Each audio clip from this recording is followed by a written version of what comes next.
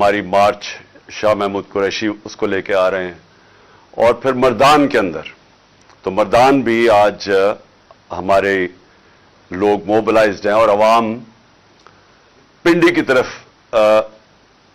मार्च को लेके आ रही है।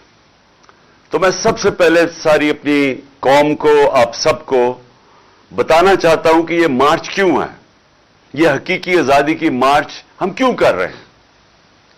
सबसे पहले कि हम ये मार्च इसलिए कर रहे हैं कि इस मुल्क के ऊपर जो चोर मुसल्लत किए हुए हैं, जिनको एक साजिश के तहत हमारे ऊपर बैठाया गया है, जो 60% से ज्यादा जो हमारी कैबिनेट है वो जमानत पे है, और जो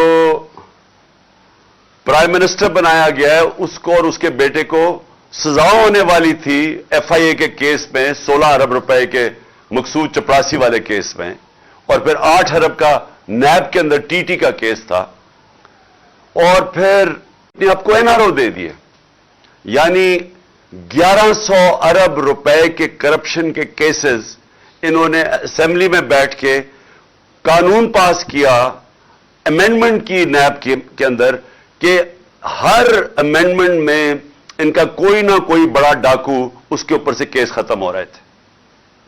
तो सबसे पहले तो ये कि हम इसलिए जा रहे हैं इस्लामाबाद में, ये हमारा हक है पुरअमन एहतजाज का एक जमहूरियत के अंदर, कि हम एहतजाज करें कि हम भेड़ बकरियां नहीं हैं, हम इंसान हैं, हम अब अमर बिल मरूफ पे खड़े हैं, जो कि अल्लाह का हुक्म है हमें, कि हम ये जब इस तरह के चोर हमारे मुल्क के ऊपर बैठ गए हैं तो हम इसके खिलाफ मुजाहरा कर रहे हैं, मुजाहरे कर रहे हैं और मार्च कर रहे हैं, और सिर्फ एक ये बताने की सारी अवाम को, अपने कौम को हम ये बता रहे हैं कि हम इस तरह के जुल्म और नाइंसाफी को नहीं तस्लीम करते।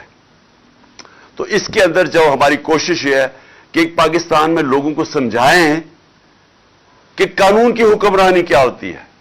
जब चोर इस ऊपर आके बैठ जाते हैं और अपने आप को NRO दे देते हैं, तो इसका मतलब यह कि यहां कानून की हुक्मरानी नहीं है, यह जनरल का कानून है। और हम ये कहना चाहते हैं कि हमारी जो इंसाफ की तहरीक 26 साल पहले शुरू हुई थी, उसका सबसे बड़ा मकसद यह था कि ना पाकिस्तान में जमहूरियत हकीकी आ सकती है, ना हकीकी आजादी आ सकती है, क्योंकि हकीकी जमहूरियत इंसान को आजाद करती है। वो आ ही नहीं सकती जब तक रूल ऑफ लॉ ना हो, कानून की हुक्मरानी ना हो, इंसाफ ना हो, और फिर खुशहाली नहीं आ सकती पाकिस्तान में, किसी भी दुनिया के मुल्क में, जिस मुल्क के अंदर रूल ऑफ लॉ, इंसाफ ना हो। और सारी दुनिया में मैंने आपको बताया भी था कि जितने भी मुल्क सारे खुशहाल हैं, वो सारे मुल्कों में 90% से ज्यादा रूल ऑफ लॉ है, यानी कानून की हुक्मरानी है। और जो सारे गरीब मुल्क हैं उनके अंदर 10% से भी कम कानून की हुक्मरानी है। नाइजीरिया जो तेल के जखीरे पे बैठा है, गरीब तरीन मुल्क है, क्योंकि वहां जंगल का कानून है, वहां करप्शन है। जब कानून नहीं होता, जब इंसाफ नहीं होता, तो करप्शन होती है, और करप्शन मुल्क का दिवालिया निकाल देती है। तो इसलिए जो अमीर मुल्क है वो अमीर है इसलिए कि वहां इंसाफ है और वहां करप्शन नहीं है, बड़े पैमाने पे करप्शन नहीं है। उनके वजीर चोरी नहीं कर सकते, और अगर चोरी करे तो NRO नहीं ले सकते, उनका प्राइम मिनिस्टर नहीं कर सकता।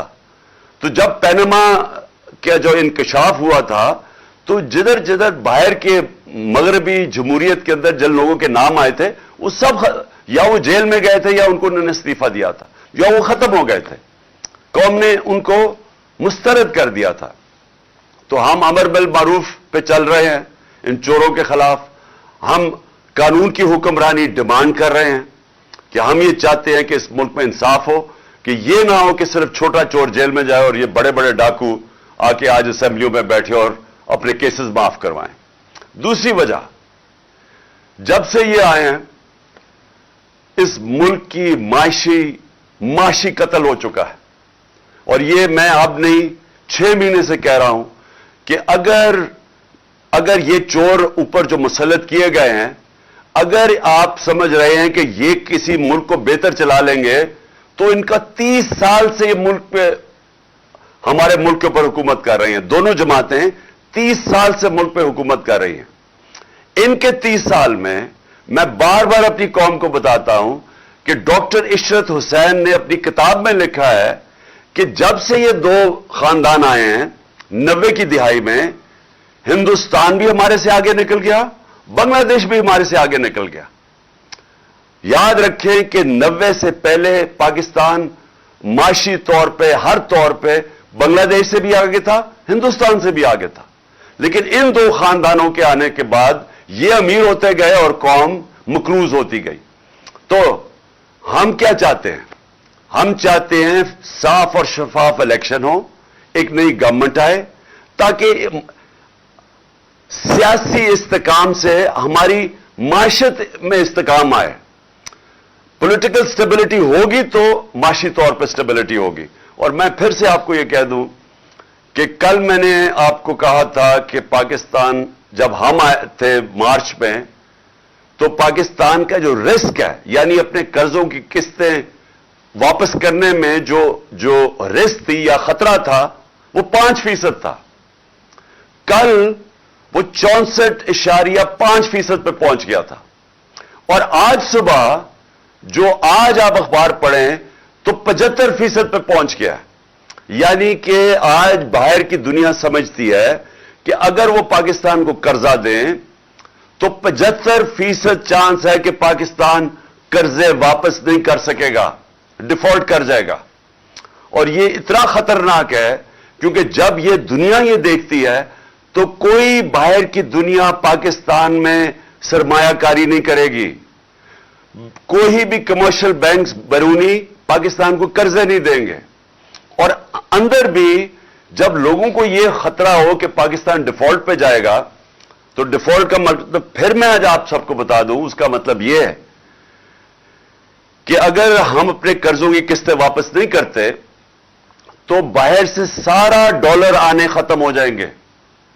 और डॉलर जब कम हो जाएंगे, और जब वो कम होंगे तो डॉलर की कीमत ऊपर चली जाएगी, रुपया गिर जाएगा। और जब रुपया गिरेगा तो इस मुल्क में एक और तूफान महंगाई का आएगा। तेल, बिजली, पेट्रोल, जितनी चीजें बाहर से मंगवाते हैं वो सब महंगी हो जाएंगी, हर चीज महंगी हो जाएगी। तो एक तो महंगाई आएगी और गुर्बत बढ़ेगी। दूसरा, अगर आज मैं सरमायाकारी करना चाहता हूं तो मैं सोचूंगा कि क्यों मैं अपना पैसा किसी कारखाने में लगाऊं जबकि मैं वो उसी पैसे का डॉलर खरीद लूं, क्योंकि रुपया तो नीचे जा रहा है और डिफॉल्ट की तरफ जा रहा है। इसलिए यह खतरा है।